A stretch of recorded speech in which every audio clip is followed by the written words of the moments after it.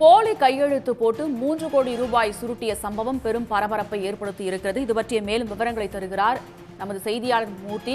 இந்த மோசடி தொடர்பான முழு விவரம்.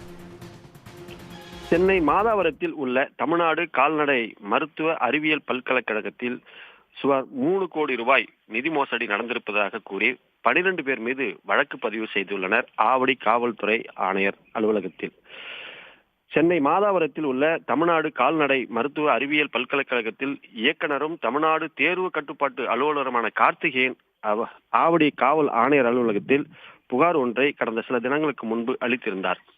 அதில் சென்னை மாதாவரத்தில் இயங்கி வரும் தமிழ்நாடு கால்நடை மருத்துவ அறிவியல் பல்கலைக்கழகத்தில் கடந்த ஆண்டு நடத்தப்பட்ட ஆய்வில் கால்நடை மருத்துவ அறக்கட்டளையில் நிதி முறைகேடு நடந்திருப்பதாகவும் கடந்த 5 ஆண்டுகளாக இந்த முறைகேடு நடந்திருப்பதாகவும் அந்த புகாரில் தெரிவித்திருந்தார். மேலும் அங்கு பணியாற்றிய தற்காலிக செயல் அதிகாரி CEO வடிவேலுவிடம் கேட்டபோது அவரும் அது குறித்து தகுந்த பதில் அளிக்காமல் அந்த ஆவணங்கள் அனைத்தையும் எடுத்துக்கொண்டு அவர் தலைமறைவாகி விட்டதாகவும் அந்த புகாரில் கூறியுள்ளார்.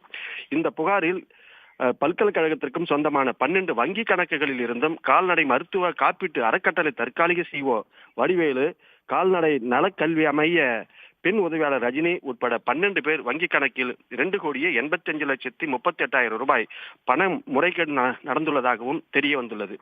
குறிப்பாக பல்கலைக்கழக இயக்குநரின் கையெழுத்தை போலியாக போட்டு நிதி முறைகேடு நடந்திருப்பதாகவும் அதில் கண்டுபிடிக்கப்பட்டுள்ளது என்று அந்த புகாரில் தெரிவித்துள்ளார். இந்த புகாரை அடுத்து ஆவடி காவல் ஆணையர் அலுவலகத்தில் குற்றப்பிரிவு அலுவலர்கள் அந்த புகாரின் மீது வழக்கு பதிவு செய்து தற்போது விசாரணை நடத்தி வருகின்றனர். இந்த சம்பவம் ஆவடி காவல் ஆணையர் அலுவலகத்தில் தற்போது ஒரு பரபரப்பை ஏற்படுத்தியிருக்கிறது.